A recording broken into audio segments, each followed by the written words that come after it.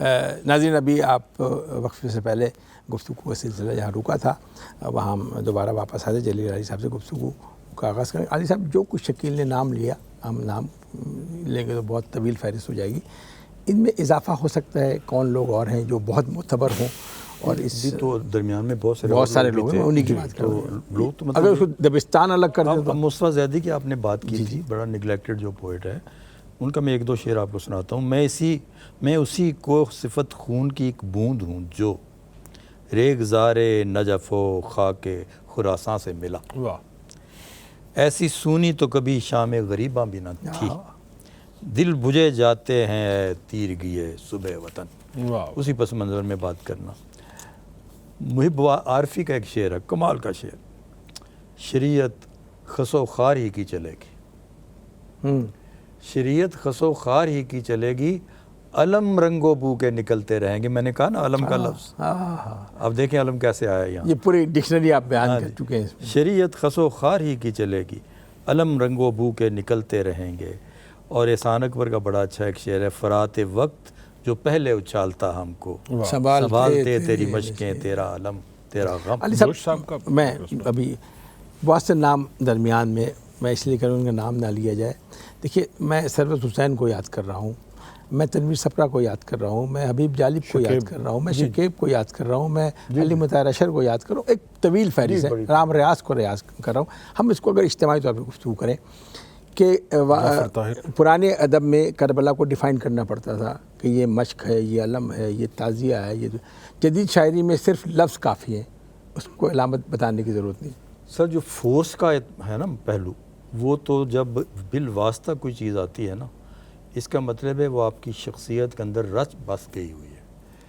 اور آپ براہ راست نام بھی لیں تو اس کے اندر ساری کی ساری روح وہی بول رہی ہوتی ہے.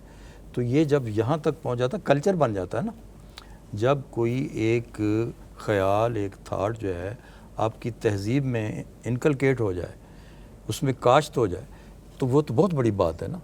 تو اچھا, میں بلکہ یہ کہا کرتا ہوں کہ بعض لوگ جو ہیں نا, جو بعض اوقات آپ کی فکری تہذیبی روایت سے کسی اور طرف کھڑے ہوتے ہیں, مگر ان کی جو لفظیات ہیں, میں انہیں کہا کرتا ہوں آپ کیا کر لیں گے جب آپ کے ان سارے اشعار کو لوگ اپنی فکری تہذیبی روایت کے پرسپیکٹو میں ڈسکس کریں گے اور انٹرپریٹ کریں گے. میں یوسف حسن صاحب سے یہ کہا کرتا تھا. تو آپ کیا کر لیں گے؟ آپ نے کیا اچھا نام لیا. اب دیکھیں فیض صاحب کیوں سب سے لیڈ لے گئے ہوئے ہیں, اس لیے کہ انہوں نے انہی ڈکشن میں بات کی ہوئی ہے.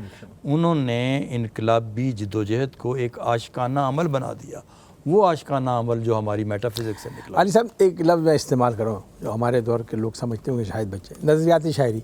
نظریاتی شاعری بنی اس لیے کہ نظریے کے اختلاف ہے. میں ان کا تذکرہ نہیں کر رہا جو ہوتی رہی. نظریے ہیں, دبستان اختلاف ہے, اختلافی تو دبستان الگ کرتا ہے, نظریہ الگ کرتا ہے. کیا نظریاتی شاعری میں کربلا اختلاف کا موضوع بنا یا نہیں بنا, چاہے وہ کسی بھی نظریے کی شاعری ہو؟ شکیل صاحب آپ سے شروع کروں, علی صاحب کا اختتام کروں.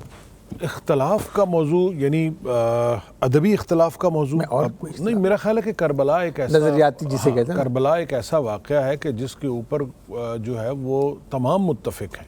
اس کی جو ڈائنامکس ہیں کربلا کی, اور اس میں جو امام حسین علیہ السلام کا جو ایک کردار ہے, اور جو اس پہ کوئی ادیبوں شاعروں میں تو میری نظر میں ایسا نہیں کوئی گزرا کہ جس نے کھل کے اس کے خلاف لکھا ہو یا اس کی فلسفی سے اختلاف کیا ہو. دیکھیں سوشلزم کی فلسفی سے اختلاف کیا جا سکتا ہے, ایون اسلام کی فلسفی سے اختلاف کیا جا سکتا ہے, لیکن پہلے بھی شاید ذکر ہوا ہو کہ غیر مسلموں نے کربلا کے حوالے سے جب شاعری کی ہے, یا مسلمانوں کے جتنے طبقات ہیں, جتنے سیکشنز ہیں, انہوں نے اس کے حوالے سے شاعری کی ہے اور بلا تفریق شاعری کی ہے. اس میں میرا نہیں خیال کہ کربلا کا واقعہ جو ہے وہ کسی قسم کے فکری اختلاف کی وجہ بنا ہو شاعری کے اندر.